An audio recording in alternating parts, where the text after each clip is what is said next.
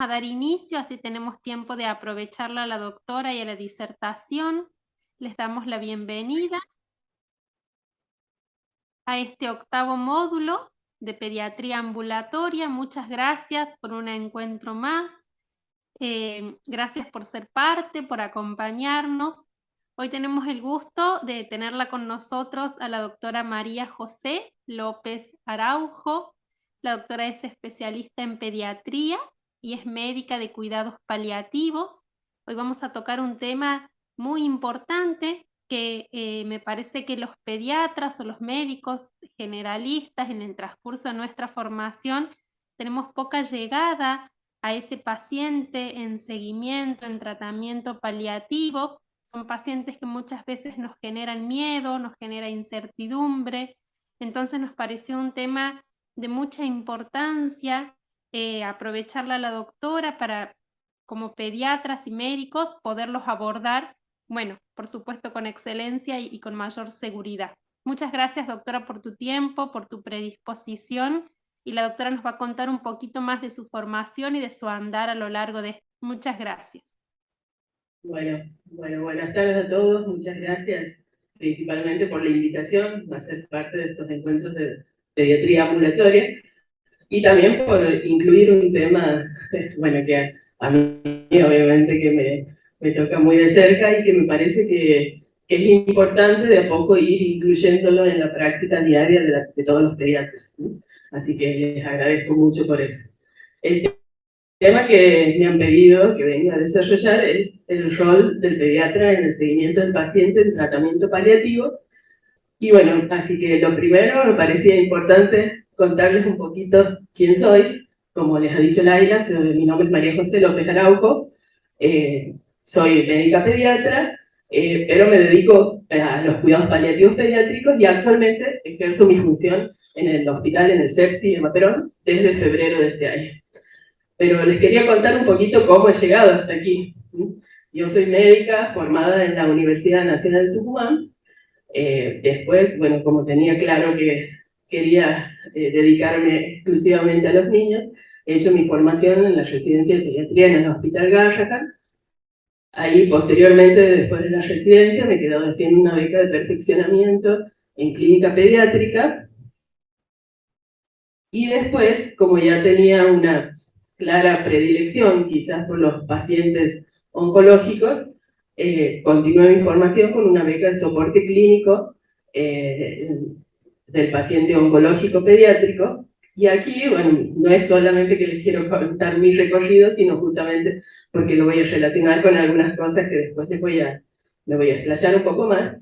En esta beca fue un punto, digamos, importante en mi camino que me marcó las experiencias que he tenido con los pacientes para que hoy me dedique a esto de los cuidados paliativos. Posteriormente, bueno, debido a esas vivencias que he tenido con algunos pacientes, me despertó la inquietud de entender un poco más todo lo que les pasaba a estos pacientes, porque me parecía que la medicina no me daba todas las herramientas para poder acompañarlos, así que hice un posgrado en psicooncología en niños y adolescentes en la Universidad Favaloro. También me estaba dedicando ya como médica de guardia, tanto en la emergencia como en la internación, pero fundamentalmente en un sector específico del Hospital Garrahan, que es trasplante de médula ósea, que también aquí fue otro momento importante para este camino. Aquí también he vivido muchas experiencias acompañando a algunos pacientes, y eso es lo que finalmente, en estos últimos 9 años que me he dedicado a hacer guardias en este sector, terminó llevándome a decidirme a hacer el posgrado de cuidados paliativos en el Instituto Palin, con el aval de la Universidad de El Salvador. Y por eso, bueno,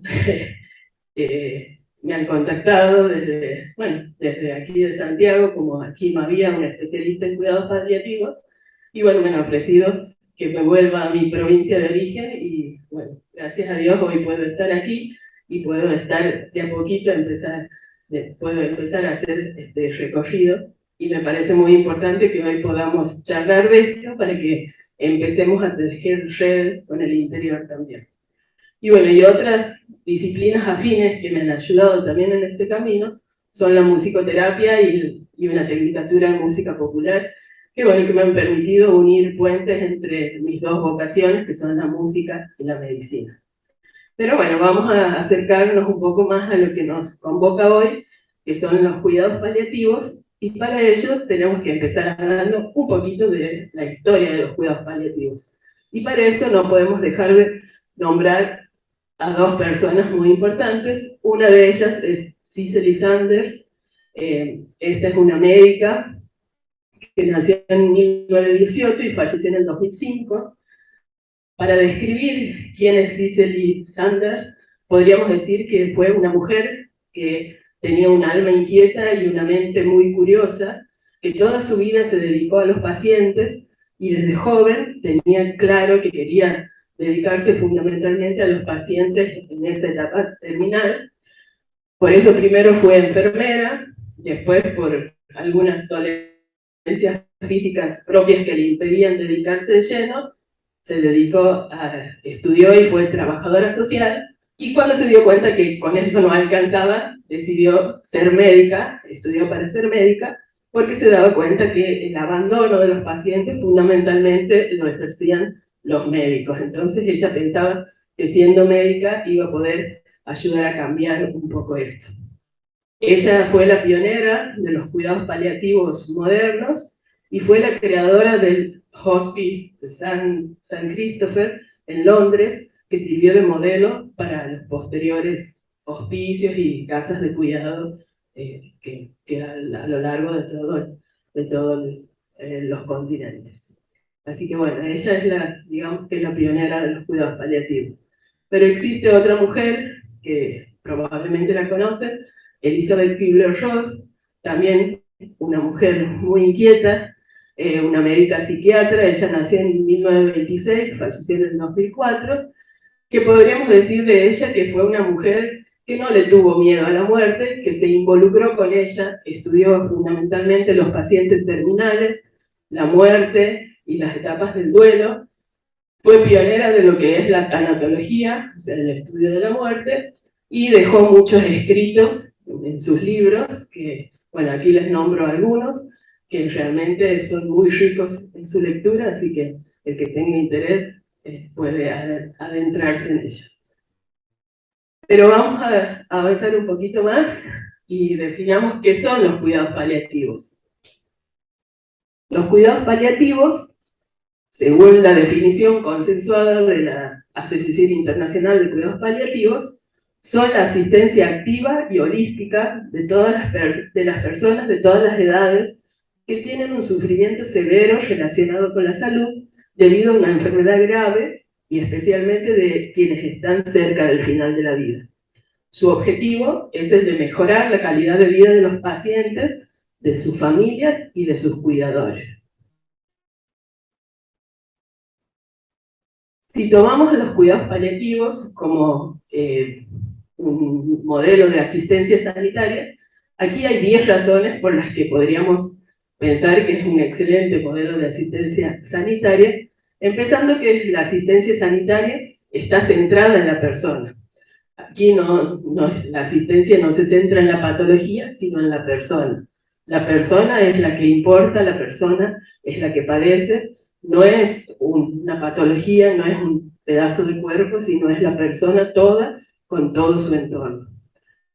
El segundo motivo o razón por la que es un excelente modelo de asistencia sanitaria es porque justamente trabaja desde la integridad y en contra de la parcelación. Por eso se dice que es un modelo biopsicosocial y espiritual. También interacciona con el entorno y su complejidad. En cuidados paliativos hablamos de unidad de tratamiento, que es el paciente y su familia. Toda acción que llevemos a cabo influye tanto en el paciente como en su familia, y de allí surge la complejidad, de que ningún paciente es igual a otro, ninguna familia es igual a otra. El cuarto punto es fundamental porque es el trabajo en equipo y en coordinación con la red sociosanitaria. Este es el principal desafío de los cuidados paliativos, porque cualquiera que se dedique a esto sabe que no puede hacer cuidados paliativos en soledad. Es imposible, digamos, seguir a un paciente estando solo. Tenemos que empezar a tejer estas redes de las que les estoy hablando, por eso me parece muy importante que nos empecemos a conocer y empecemos a entrar en contacto, porque es fundamental, digamos, ejercer y dar la atención de cuidados paliativos en todos los niveles de salud.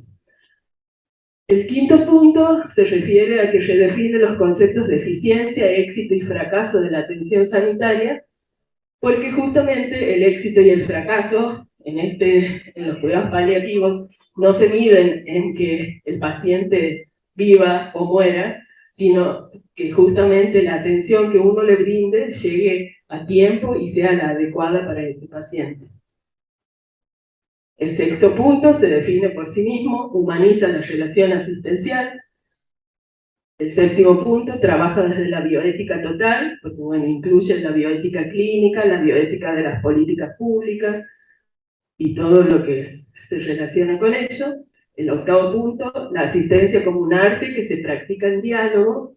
Aquí un poquito después vamos a hablar de lo fundamental que es la comunicación en los cuidados paliativos. El noveno punto, la asistencia sanitaria vocacional. Es imposible dedicarse a esto y aplicarlo como un modelo de asistencia sanitaria si no lo hacemos por vocación, porque es necesario involucrarse sabiendo poner los límites adecuados, pero es fundamental la vocación. Y el décimo punto es porque ayuda a buscar un sentido de la vida al confrontarnos con la muerte. Pero bueno, los cuidados paliativos pediátricos distan un poco de lo que podemos pensar de los cuidados paliativos en adultos.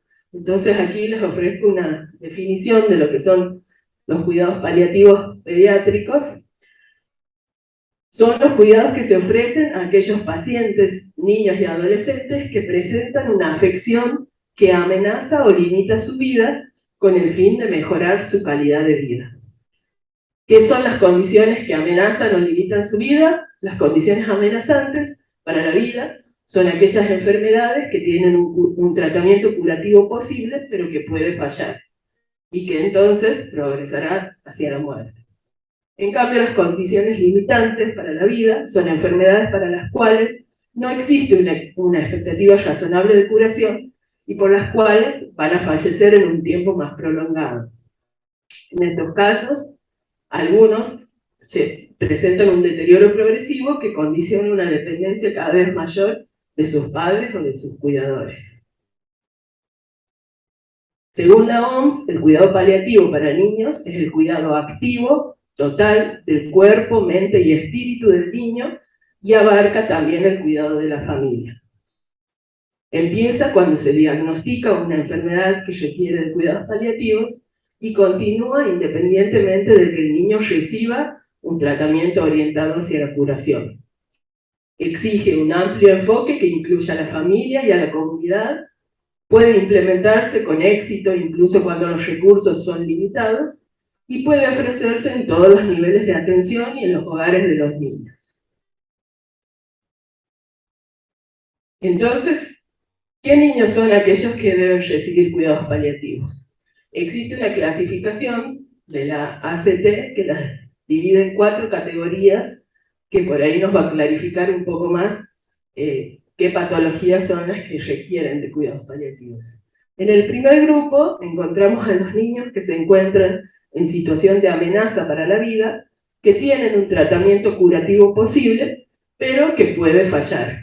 En este caso, los cuidados paliativos pueden ser necesarios junto al tratamiento curativo y o si este fracasa. Este es el caso del cáncer infantil, de las cardiopatías congénitas complejas, de la falla cardíaca, renal o hepática. En el segundo grupo encontramos a los niños que están en situaciones en que la muerte prematura es inevitable, pero que pueden pasar largos periodos de tiempo de tratamiento intensivo dirigido a prolongar su vida y que incluso pueden llegar a participar en actividades normales. Ejemplo de estos son los pacientes con FQP, con epidermolisis bullosa, con inmunodeficiencias severas, con insuficiencia renal crónica y EPOC. En el tercer grupo tenemos a los niños que tienen progresión de su enfermedad sin opción de tratamiento curativo, por lo cual el tratamiento es exclusivamente paliativo. En ellos los cuidados paliativos se aplican desde el inicio de la enfermedad y pueden durar muchos años en lo que dure la progresión de la enfermedad.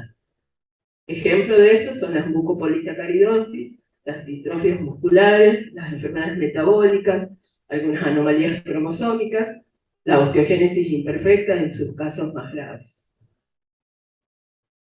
Y en el último grupo son los niños que se encuentran en una situación irreversible, pero no progresiva, con complejas necesidades sanitarias y que frecuentemente presentan complicaciones que aumentan la probabilidad de presentar una muerte prematura. Este grupo está conformado por aquellos pacientes prematuros extremos, aquellos pacientes que tienen secuelas neurológicas y discapacidades por traumas cerebrales o medulares, las parálisis cerebrales graves y las malformaciones del sistema nervioso central.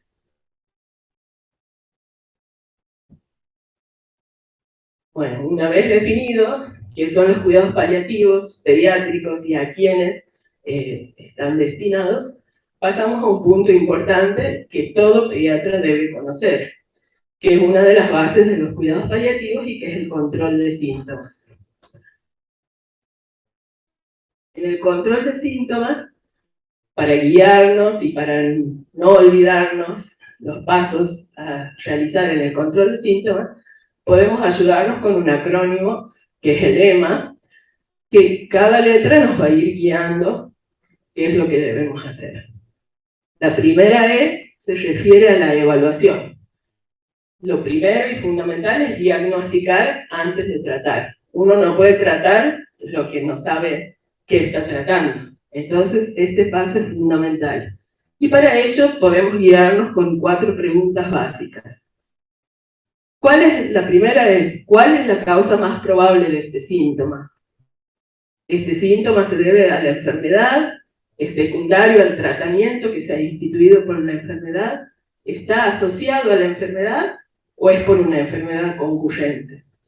La segunda pregunta que nos va a guiar en la evaluación es ¿cuál es el mecanismo fisiopatológico de este síntoma?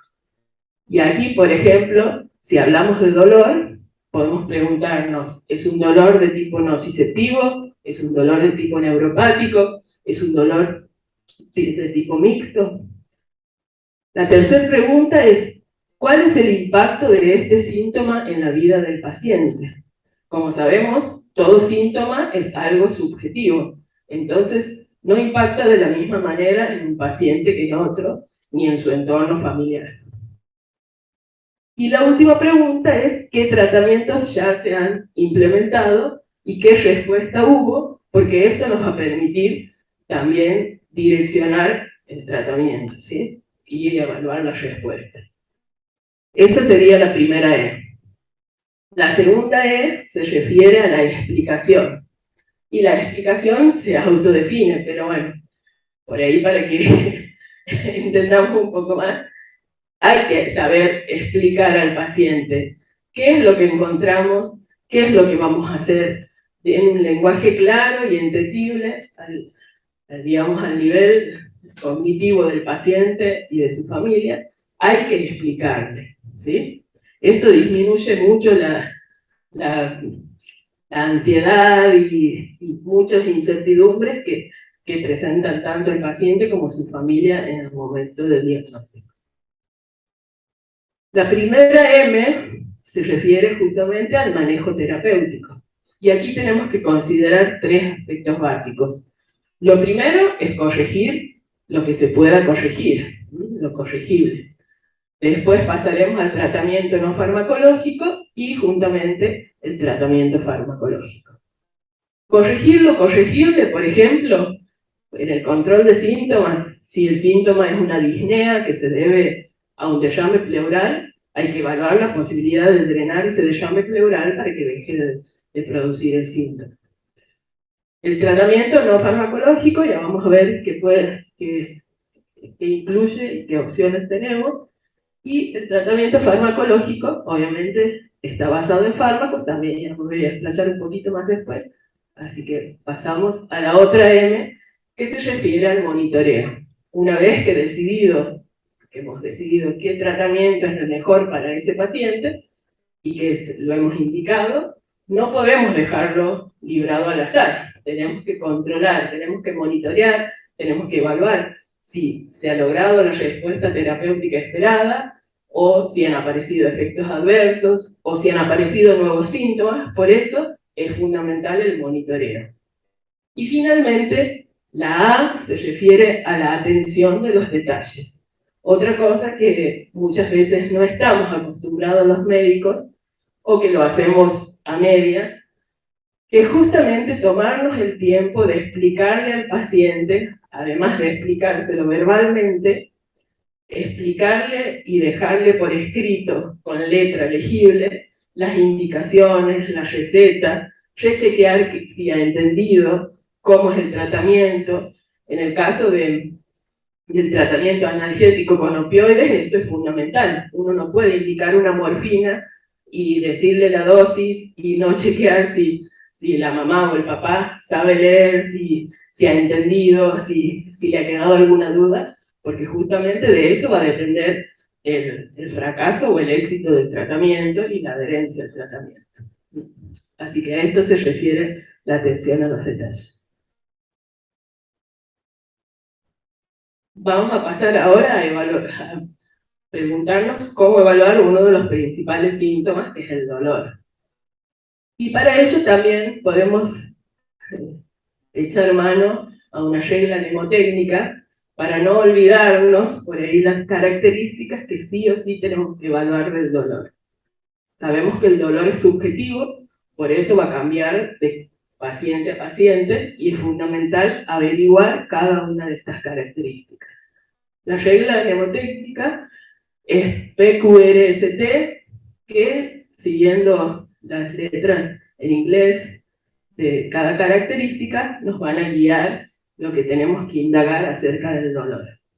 La P se refiere a aquellos factores físicos o emocionales que provocan o incrementan el dolor, como también aquellos que lo disminuyen, o sea, que palían el dolor. La Q se refiere a las cualidades del dolor. Es importante que el paciente pueda describir con palabras propias qué es lo que le duele, a dónde le duele, cómo le duele, ¿sí? La R se refiere a la irradiación, a la localización e irradiación. Esto nos va a indicar y nos va a guiar hacia los posibles mecanismos fisiopatológicos del dolor. La S se refiere a la severidad. Aquí evaluamos la intensidad del dolor, que vamos a ver que hay diferentes formas de evaluar la intensidad. Y la T al timing, o sea, al tiempo en que aparece el dolor, si es un dolor agudo, crónico, si se exacerba con algo, si es un dolor incidental. Bueno, así que esta regla mnemotécnica nos permite evaluar todas las características del dolor. Como les decía, además de la anamnesis, que es fundamental, tenemos algunas herramientas que nos van a ayudar a evaluar el dolor en los niños, que dependiendo su edad y su estado cognitivo, podemos utilizar unas u otras. Aquí yo les he traído solamente 3 escalas para mostrarles. Obviamente de cada tema que estamos tratando se podría hablar muchísimo más, pero bueno, he tratado de hacer como un resumen que les sirva al menos de una aproximación a los cuidados paliativos. En las escalas para evaluación del dolor tenemos, por ejemplo, la escala numérica. Esta escala se utiliza en niños mayores de 7 años que puedan entender a qué nos estamos refiriendo, que tengan el manejo de números. Entonces le pedimos al paciente que se imagine una escala entre el 0 y el 10, donde el 0 es ausencia de dolor y el 10 es el máximo dolor imaginable, y que entre esos números nos indique cuánto sería el dolor que él presenta en ese momento. Y según eso podemos ponerle una puntuación entre 1 y 3, un dolor leve, entre 4 y 6, dolor moderado, y de 7 a 10, un dolor severo. Esa es la escala numérica. Después tenemos, por ejemplo, la escala visual analógica. Esta escala también requiere, es para pacientes mayores de 7 años, ya que requiere la comprensión de los números y también de la severidad del dolor. En esta escala se muestra una combinación de la escala numérica más la escala de caras, en donde mostramos al paciente las diferentes caras y le pedimos que nos muestre con qué cara se relaciona el dolor que presenta. La escala de caras simplificada puede utilizarse para menores de 7 años, pidiéndole que muestre con qué cara se relaciona, ¿sí? Y la otra escala, esas eran escalas de autoevaluación. Y existen otras escalas que son escalas observacionales. Por ejemplo, esta, la escala de Flack, nos sirve para pacientes menores de 3 años o pacientes no colaboradores, en donde nosotros vamos a tener que observar ciertas conductas, algunas variables físicas. En este caso, en la escala de Flack, lo que se evalúa son la cara, con sus diferentes gestos, las piernas, las actitudes de las piernas, la actividad, el llanto del niño y la capacidad de ser consolado cuando está llorando. Según esto se le otorga un número a cada una de esas variables, se realiza la suma y según eso tenemos, si es 0, no hay dolor, de 1 a 2 hay un dolor leve, de 3 a 5 un dolor moderado, de 6 a 8 un dolor intenso y de 9 y 10 es el máximo dolor imaginable. Esta escala es fundamental en aquellos pacientes, por ejemplo en las parálisis cerebrales o otros pacientes neurológicos que no pueden comunicarse, que no pueden expresar su dolor con palabras y que a veces los padres tampoco pueden definir muy bien qué es lo que le duele o cuánto le duele. Entonces somos nosotros los encargados de, ayudados por esta escala, definir qué intensidad de dolor tiene ese paciente. Pasamos ahora al tratamiento del dolor. Y como les había dicho, tenemos el tratamiento farmacológico y el tratamiento no farmacológico. Los conceptos fundamentales del tratamiento analgésico, según la OMS, se basa en algunos puntos que son el uso de una estrategia bifásica. ¿A qué se refiere esto? Hasta el año 2012, la escalera analgésica que se utilizaba tanto en adultos como en niños constaba de 3 escalones.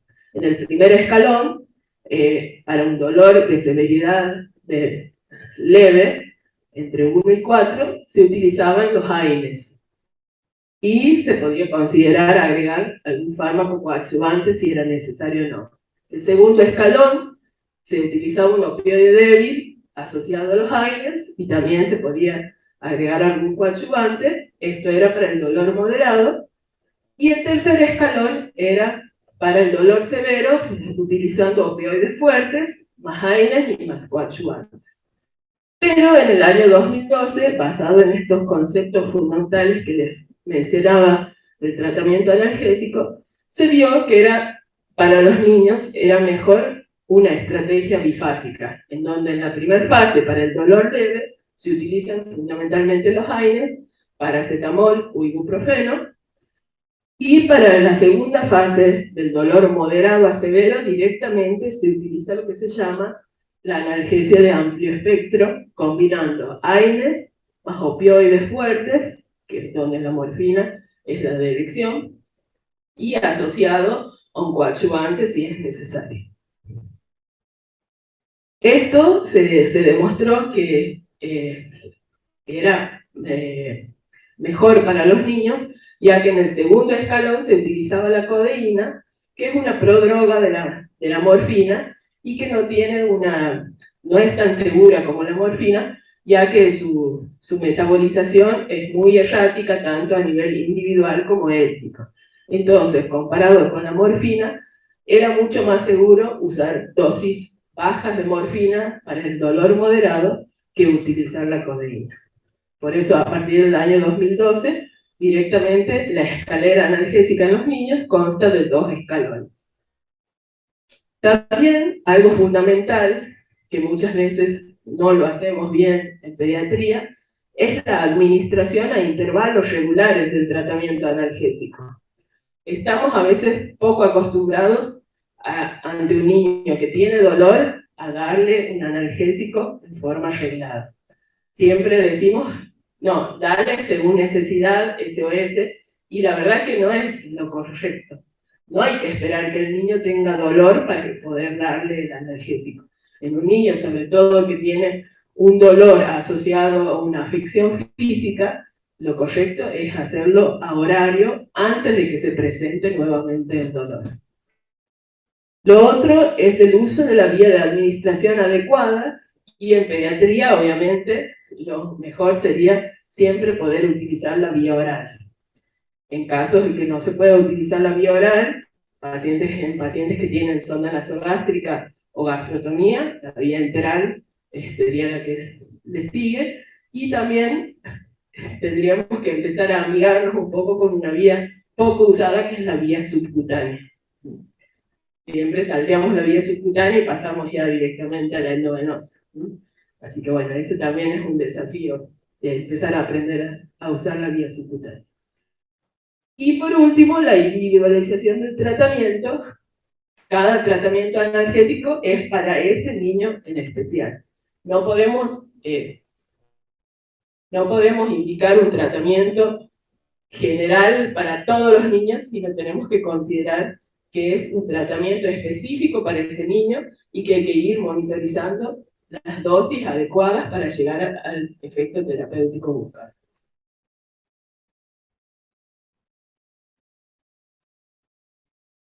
Y tenemos también el tratamiento no farmacológico, que aquí les enumero algunas de las opciones que son fundamentales, como la rehabilitación física, la acupuntura, masaje, reiki, los vendajes o las ortesis para poder desplazarse, las terapias térmicas, frío, calor, las técnicas de relajación y respiración, que son fundamentales porque muchas veces eso ayuda a, digamos, a disminuir los factores emocionales relacionados con el dolor, y también eso disminuye la severidad del dolor.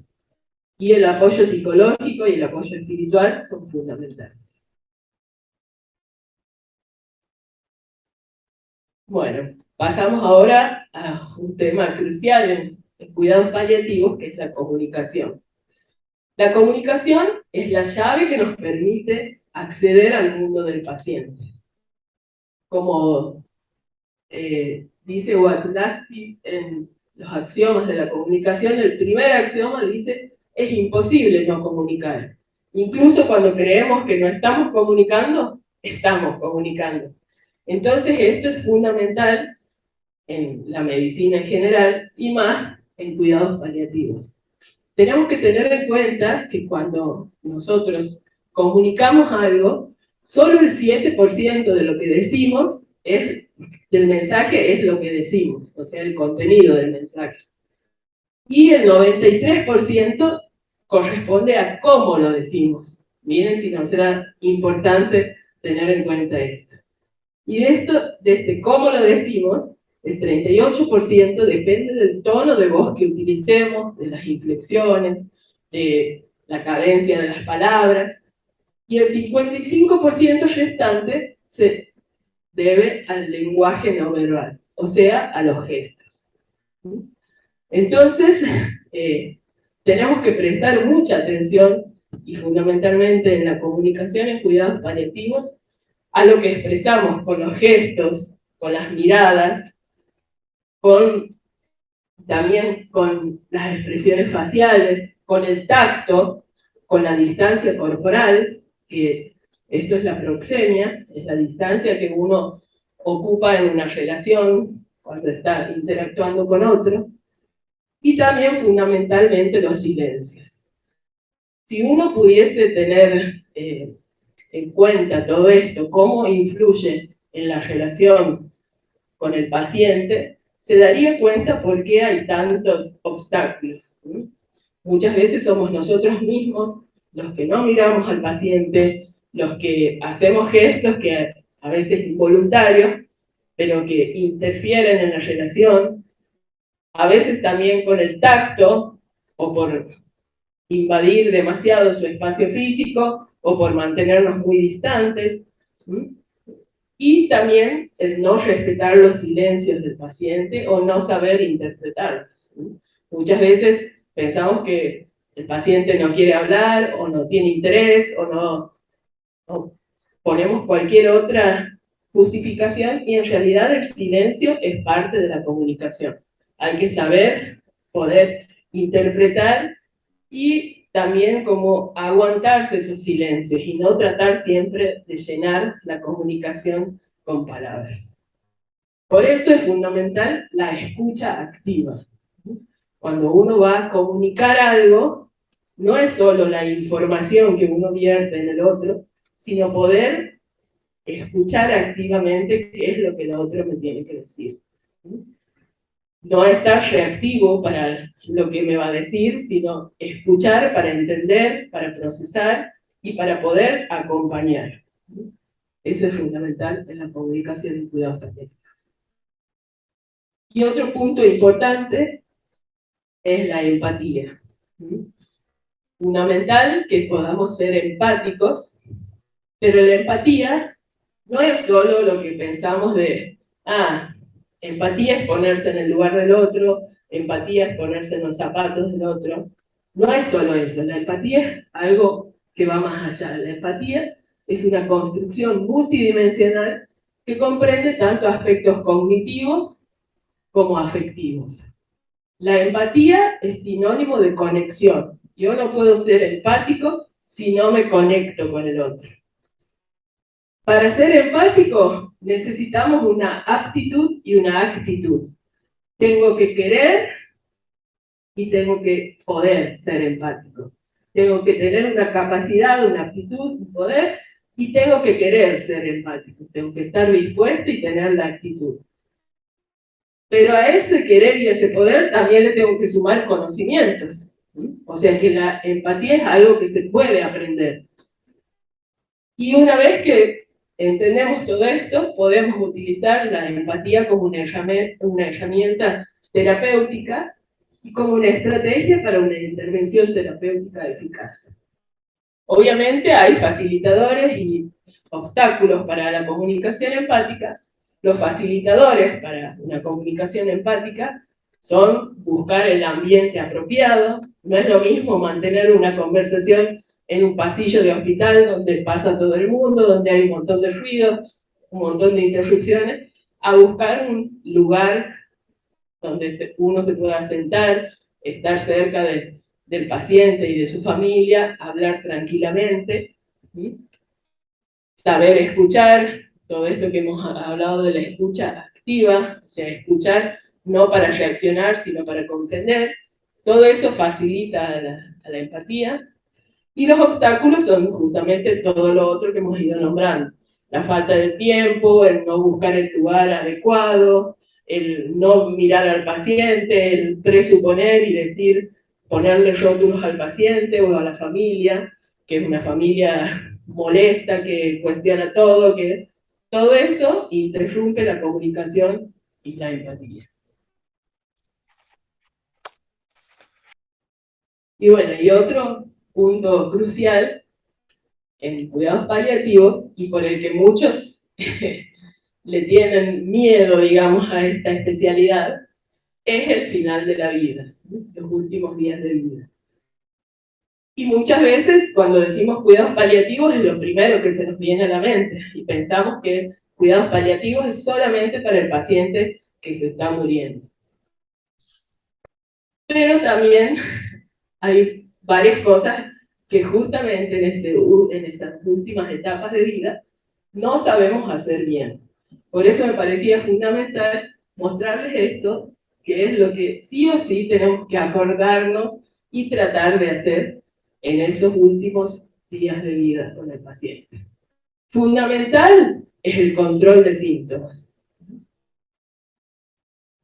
Otra cosa fundamental es la contención emocional y el acompañamiento, tanto al paciente como a su familia, con el respeto hacia sus necesidades y creencias. Es fundamental saber qué es lo que el paciente quiere, qué es lo que la familia quiere, y no tomar decisiones en forma unilateral. Siempre son decisiones anticipadas y consensuadas.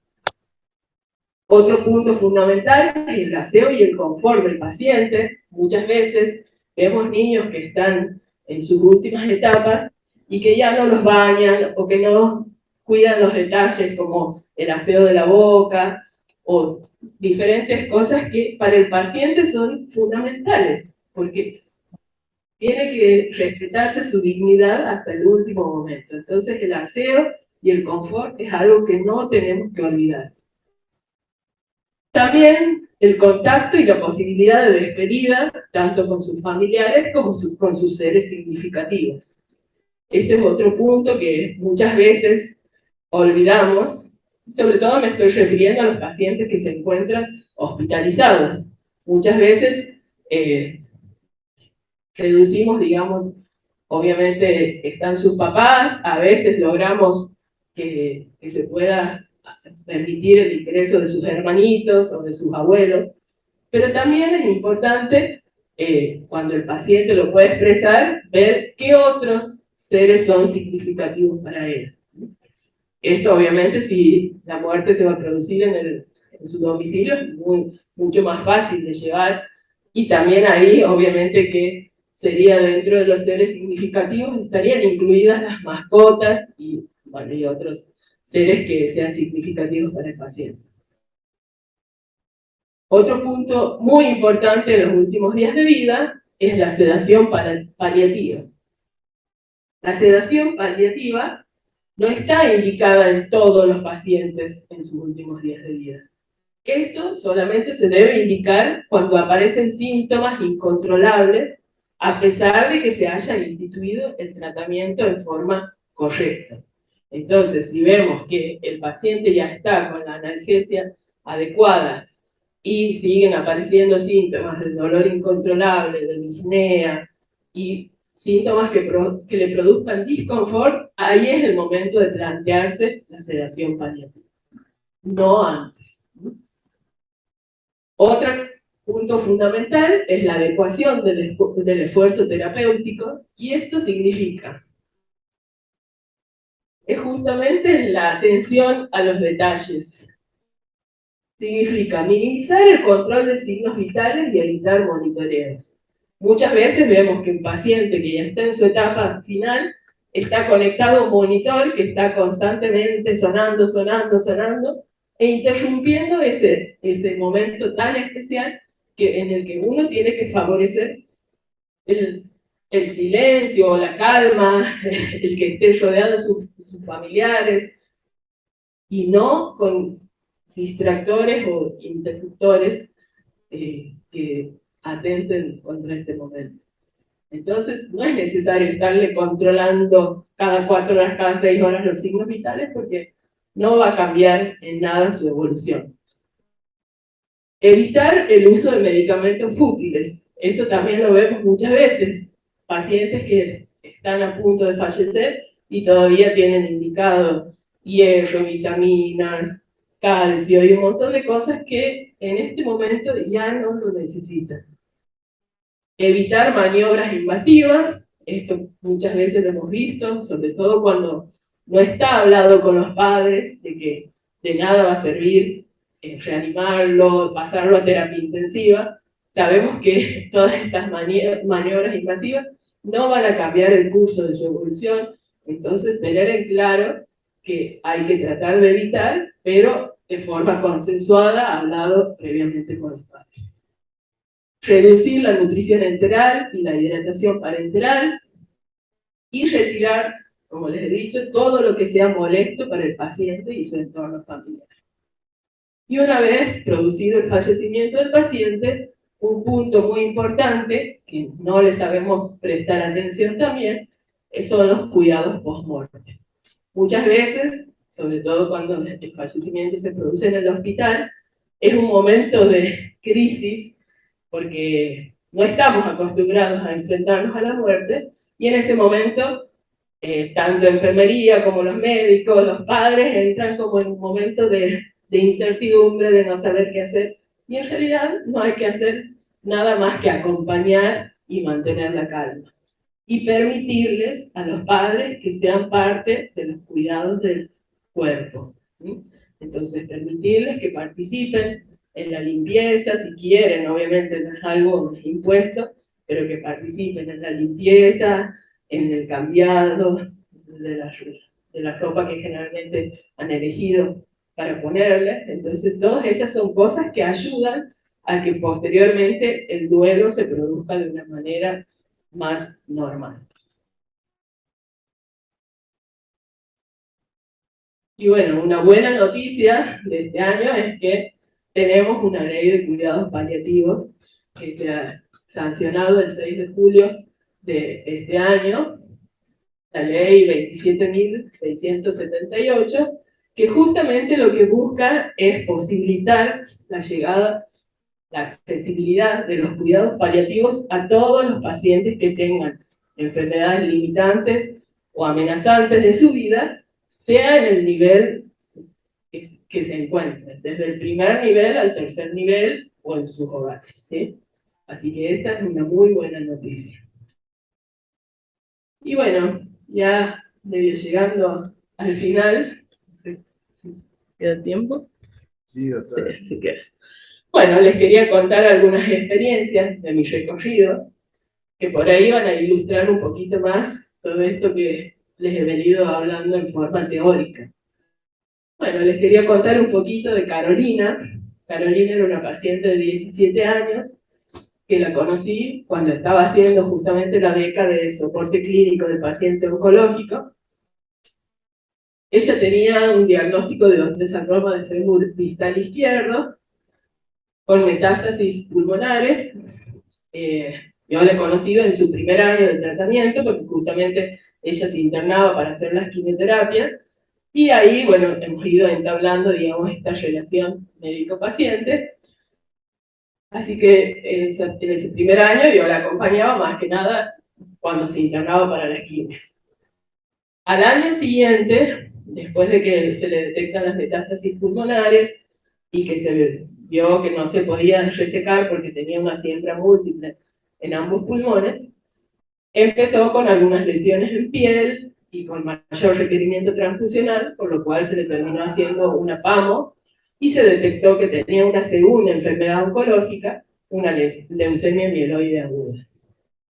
En este momento, como su enfermedad de base no estaba controlada, no era posible ofrecerle un tratamiento curativo para esta segunda enfermedad oncológica, por lo cual obviamente pasó a estar solamente en tratamientos paliativos. Ella ya venía en seguimiento por el servicio de cuidados paliativos porque por su osteosarcoma estaba con tratamiento analgésico con morfina y bueno, en esta etapa se intensificó, digamos, ese seguimiento. Yo en ese momento no era parte del equipo tratante, porque desempeñaba mis funciones en otros sectores distintos a donde ella se internaba, pero cada tanto cuando sabía que se estaba internada, iba a visitarla, y bueno, y en una de esas veces que la fui a visitar, ella me empezó a plantear sus preguntas. Estas son algunas de las preguntas que me planteaba. Me preguntó, ¿cómo es morirse? ¿Me va a doler? Y también, no solo preocupada por ella, sino preocupada por los demás, me preguntó, ¿qué va a pasar con vos cuando yo me muera? ¿Te vas a olvidar de mí y me vas a reemplazar con otros pacientes? Bueno, Caro era una adolescente que tenía muy claro lo que quería y bastante extrovertida y podía expresar sí, claramente en palabras lo que sentía. Cuando ya su enfermedad estaba bastante avanzada, un día me dijo, así, por eso he puesto grandes charlas de pocas palabras, me dijo, sabes que te elegí y necesito que me acompañes en este momento de mi vida. más claro que eso, imposible. Ella ha sido la que me ha iniciado en este camino de cuidados paliativos sin saber que me iba a dedicar realmente a esto, pero eso que ella me ha dicho me ha marcado para que hoy pueda estar donde estoy. Carolina tenía como último deseo pasar Navidad con su familia, rodeada de todos de sus abuelos, de sus hermanitos, de sus mascotas en su casa, y lo logró. Ella falleció un 27 de diciembre, después de poder pasar Navidad en su casa. Y bueno, como le he pedido autorización a su mamá, les muestra aquí, esta es Carolina, y su enseñanza y su legado justamente fue iniciarme en este camino de cuidados paliativos. ¿Por qué les cuento la historia de Carolina? Porque yo en ese momento era una pediatra nomás, me estaba pediatra en plena formación. Entonces, uno por ahí tiene que estar abierto a lo que los pacientes tienen para enseñarnos y guiarnos. Así que yo le agradezco a Caro que me haya iniciado en este camino. Y de otro que les quería contar es de Diego, un adolescente joven de 19 años. Esta ha sido una experiencia más reciente. Diego tenía una leucemia linfoblástica aguda en segunda remisión completa, que tuvo una recaída tardía combinada de médula ósea y testículo, por lo cual se le ofreció como una opción curativa realizarle un trasplante de médula ósea halogénico no relacionado, pero que tuvo múltiples complicaciones post-trasplante. Complicaciones infecciosas, enfermedad de infecto contra huésped, múltiples trastornos del medio interno y alto requerimiento transfuncional. Esto llevó a que en la última etapa de su tratamiento tenga que estar internado por más de 5 meses. Se aproximaban las fiestas y Diego justo se estaba preparando para hacer su confirmación y para egresar del colegio secundario, y echando mano a su derecho como mayor de edad, de pedir el alta voluntaria, él había pedido en varias oportunidades poder ir al acto de egreso, ir a la fiesta de colación y volver a internarse para seguir con su tratamiento. En ese momento, todavía desde el servicio de trasplante de médula esperaban que se pudiese revertir la situación porque estaba con un tercer inmunosupresor, pero la verdad que el panorama pintaba que no estaba respondiendo. Entonces, como él quería pedir nuevamente la alta voluntaria para irse a pasar Navidad con su familia, se le planteó que esto era imposible porque estaba prácticamente todos los días con requerimientos de transfusión de glóbulos rojos y plaquetas, proyecciones del medio interno, y se le preguntó qué podíamos hacer para ayudarlo a que se quede en la internación y que esté un poco más confortable. Y su pedido puntual fue: quiero a alguien que venga a hacer música conmigo. Entonces, bueno, ahí es donde yo empiezo a participar de forma más activa, porque mi jefa sabía que yo tocaba la guitarra, el canto también.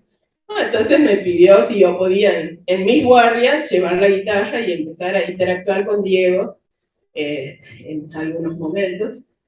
Y así fue que lo acompañé en su último mes de vida, cantando primero algunas canciones que yo le enseñaba y después él de a poco me fue pidiendo: aprendete esta, y bueno, le daba tarea para la casa. Pero lo más llamativo de Diego es que él ha podido exponer en forma verbal y escrita todos sus deseos y hacerlos cumplir, tanto en vida como en muerte. Una de esas cosas que él tenía pendientes y que quería realizar era hacer la confirmación. Logró que el párroco del hospital venga y haga una pequeña ceremonia en su habitación, rodeado por sus familiares y por sus amigos más íntimos, así que logró hacer la confirmación.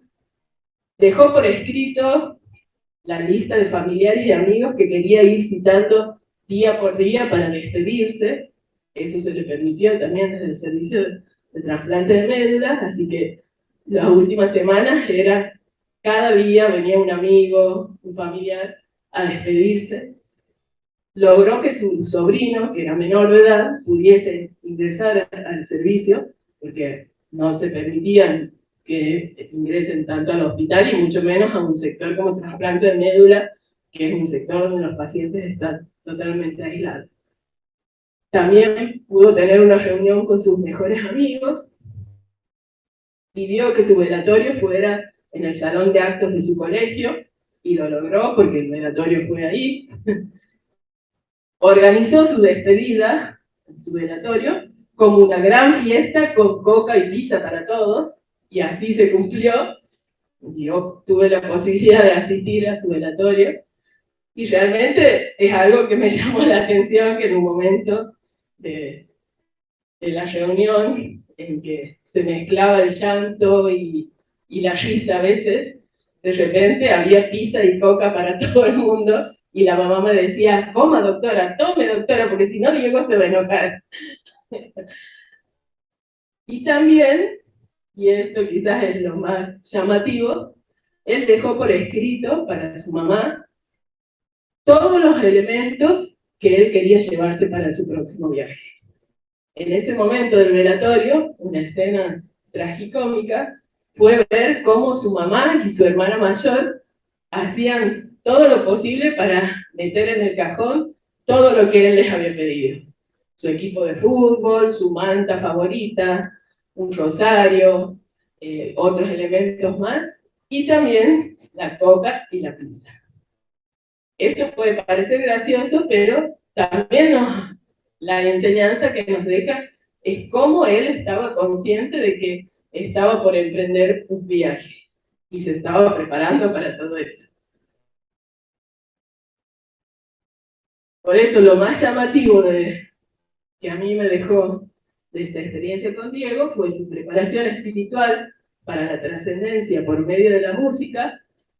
Como les contaba, él me decía, para la próxima guardia aprendete esta canción, tienes tarea, y llamativamente todas las canciones que él elegía eran acordes a su creencia religiosa y hablaban de la vida eterna. Y en sus últimos momentos, cuando yo llegaba con la guitarra, él agarraba y se sacaba el oxígeno y me decía, con la música no necesito oxígeno, la música es mi oxígeno. Y su enseñanza y su legado, para mí, fue cómo vivir con dignidad hasta los últimos momentos de vida, preparándose para lo que vendrá, haciendo respetar sus deseos y dejando claramente por escrito todo ello.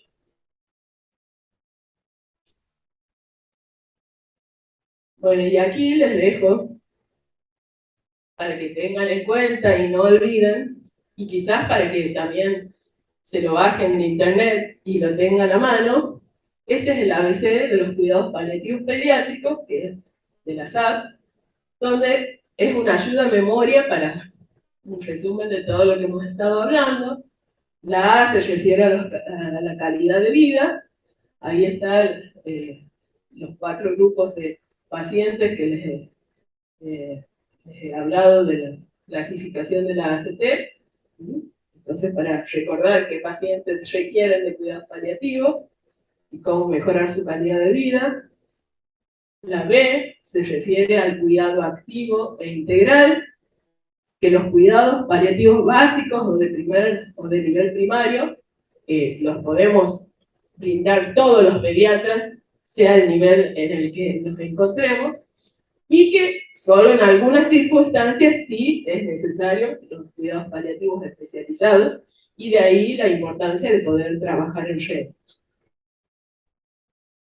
La C nos habla justamente de esto, de la integración oportuna, de no esperar a hacer ese corte que antes se hacía de tratamiento curativo, no existe tratamiento curativo, pasa paliativo. No. Ahora lo que se busca es que el cuidado paliativo esté integrado a todo el seguimiento del paciente desde el diagnóstico de su enfermedad.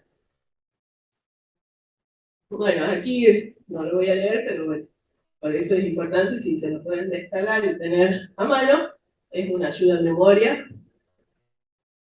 Y esto también me interesaba que si lo pueden tener a mano y recordar, ¿Qué son los opioides y los mitos y verdades con respecto a los opioides?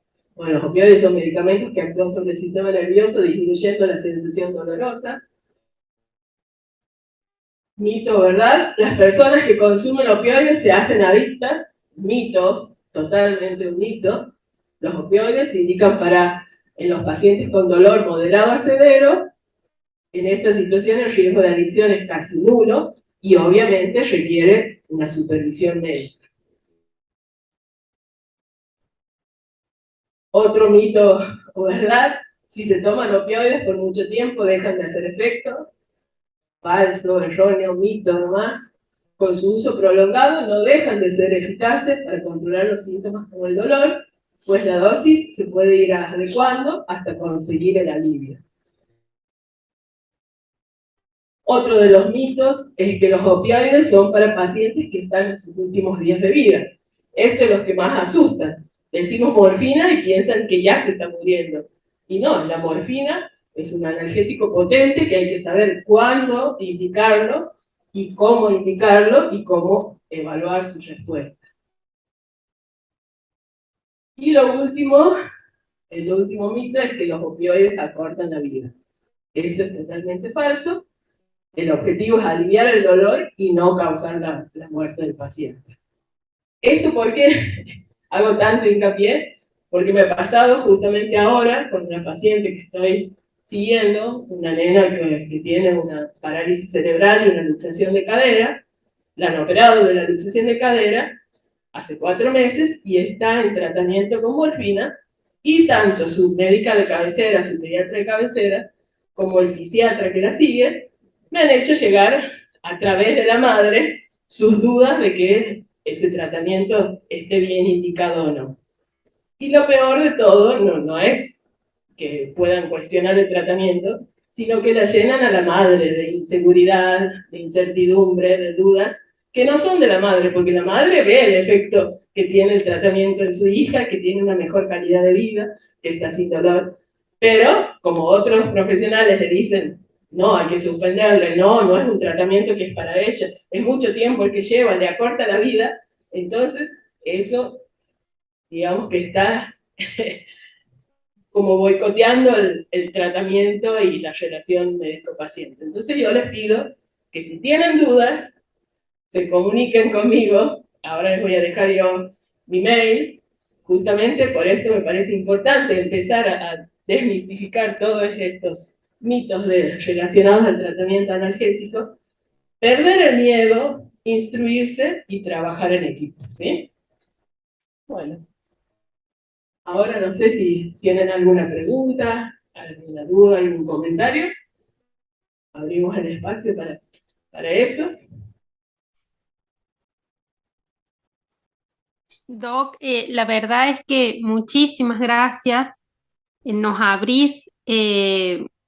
nos abrís mucho la mente como pediatras, nos invitás a, como vos decís con tu último comentario, a formarnos, a empaparnos un poco más de todo esto. Me parece que a todos como pediatras tenemos algunos de los pacientes que vos los englobás en estos 4 grupos de pacientes candidatos a recibir un tratamiento paliativo y no solamente pensar en el paciente oncológico. La verdad es que ha sido muy clara tu disertación, también nos has movilizado con tus experiencias. Eh, Creo que es muy valioso comenzar a acostumbrarnos a que contamos con un servicio de tratamiento paliativo en nuestra provincia, a poder hacer redes, a poder comunicarnos, para también perder nosotros el miedo, porque me parece que a mí me pasó como residente en Córdoba, que estaba muy ligado esto al médico oncólogo, las fases finales, los tratamientos, el manejo de las drogas, de la morfina, era muy del especialista y nosotros los pediatras quedábamos un poco como espectadores. Entonces es bueno poder abrir redes, perder miedos, adquirir la formación que necesitamos como profesionales, porque también vos necesitas de nuestra ayuda en el seguimiento de estos pacientes. Entonces, yo quería preguntarte, porque me pasa como pediatra, de tener pacientes con encefalopatías crónicas no evolutivas, muchos de ellos secuelares de la etapa neonatal. Tengo un pacientito con mucopolisacaridosis, que justamente es una de las que no tiene tratamiento enzimático. Entonces, ¿en qué momento en estos pacientes, como vos bien dejaste en claro, no es el momento en la etapa final de la vida, sino en qué momento de transitar estas patologías vos considerás óptima una interconsulta con el servicio del equipo, digamos, de medicina paliativa? Sí, bueno, te agradezco tu comentario, Laila. Y sí, mira, lo ideal sería que uno pueda contar, digamos, con la posibilidad de conocer al paciente desde el diagnóstico y seguir toda la evolución de su enfermedad. Por lo tanto, como lo ideal muchas veces no es posible, cuanto antes se produzca ese contacto, es lo mejor, tanto para la familia como para nosotros, para los médicos, para poder seguir la evolución y para que ese, digamos, por ahí pensando a futuro, en un momento que la evolución, digamos, sea lo que no queremos, se avecina el desenlace final, uno ya tenga un vínculo establecido y sea mucho más fácil tomar decisiones, todas estas decisiones anticipadas de no evitar todas estas maniobras invasivas y tratamientos fútiles en estos pacientes que sabemos que no vamos a cambiar el curso de su evolución.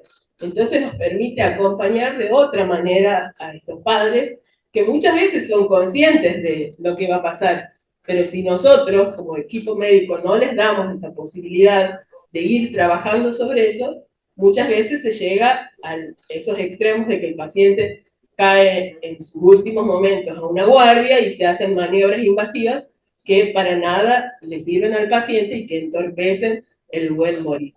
Así que a mí me parece que cuando creas conveniente y cuando quieras, más ahora que contamos con esto de la virtualidad, por ahí no es necesario que el paciente venga hasta Santiago, podemos arreglar una consulta vía virtual para ir conociéndonos y en algún momento que ellos quieran venir al hospital, al CEPSI, coordinamos una entrevista.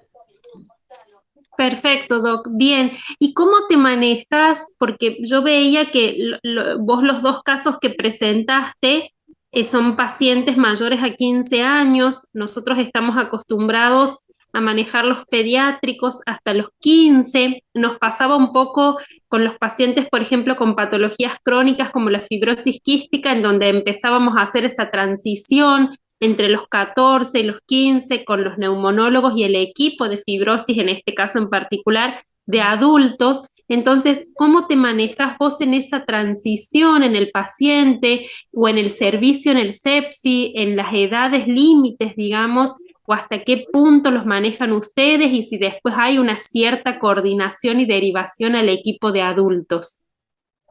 Bueno, yo como les he contado, yo estoy recién llegadita aquí a Santiago y desde febrero que estoy en el CEPSI, así que hay mucho camino por recorrer todavía, mucho por hacer. Tengo muchos pacientes de diferentes edades, así que bueno, estamos empezando a aprender juntos a ver todo esto. Por ahora todavía no tengo un contacto con un médico de paliativos de adulto para hacer la transición a pacientes de mayor edad. Por lo tanto, los pacientes mayores de 15 se siguen atendiendo en el hospital y incluso hemos tenido algunos pacientes que por primera vez caen con 21 años, un paciente con una parálisis cerebral severa que no lo seguía ningún pediatra, lo hemos terminado viendo aquí en el CEPSI, falleció a consecuencia de una intercurrencia respiratoria, pero bueno, ese paciente también lo he seguido yo hasta sus últimos momentos. Entonces, bueno, aquí en Santiago es como que en este ámbito está todo virgen, está todo por hacerse. Entonces, por eso creo que es fundamental que empecemos a comunicarnos con los médicos del interior, porque al sepsi caen muchos pacientes del interior que por ahí ni siquiera tienen un seguimiento con un pediatra de cabecera. Y caen aquí a que uno trate de solucionar un montón de cosas que en realidad se pueden ir haciendo en su lugar de origen, ¿sí? Entonces, bueno, yo creo que tenemos esta posibilidad de empezar a caminar juntos. Los dos casos que les he presentado son de pacientes que he tenido el contacto allá en Buenos Aires, en esos 15 años que he vivido en Buenos Aires, trabajando en el Hospital Garrahan, y donde obviamente se manejan de otra forma, hay toda una estructura ya armada, entonces es diferente. Pero aquí en Santiago, en nuestra realidad, como les digo, está todo para hacerse, así que yo estoy abierta a que trabajemos en equipo y que empecemos a pensar juntos y a hacer camino. Bien, Doc, muy claro. Muchas gracias. No sé si hay alguien de los conectados, bueno, que digamos, pudor, sin vergüenza, alguno que quiera activar su micrófono, contar alguna experiencia, aprovecharle a la doctora y hacer alguna consulta. Pone una colega que qué bueno que se puedan hacer consultas virtuales. Nosotros contamos los médicos del interior con la plataforma de OCD, Doc, entonces me parece que también a través de OCD se puede presentar un paciente al CEPSI y de esa manera pedir una interconsulta. Perfecto, sí, ningún problema.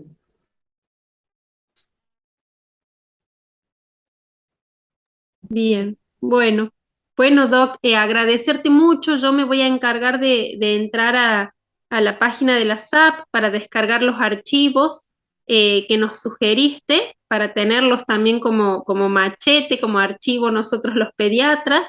Si nos permitís compartir tu clase, también la vamos a compartir, ha quedado grabada también. No hay problema. Hay muchos colegas que miran diferidas las clases por sus jornadas de trabajo, así que agradecerte nuevamente. La verdad es que ha sido un hermoso encuentro. Bueno, ya para finalizar, algunas cositas más.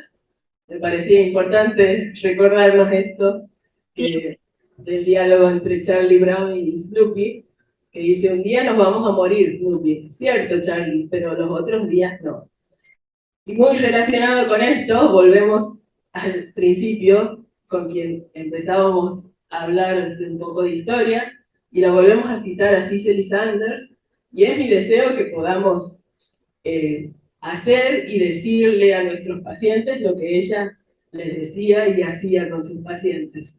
Tú me importas porque eres tú, me importas hasta el último momento de tu vida, y haremos todo lo que esté a nuestro alcance, no solo para que mueras en paz, sino para que vivas tan activamente como sea posible hasta el último momento de tu vida.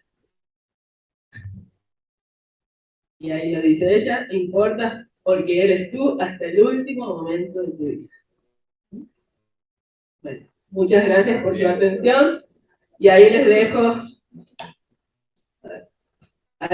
mi nombre completo y mi mail para que empecemos a establecer las redes. Muy bien, María José.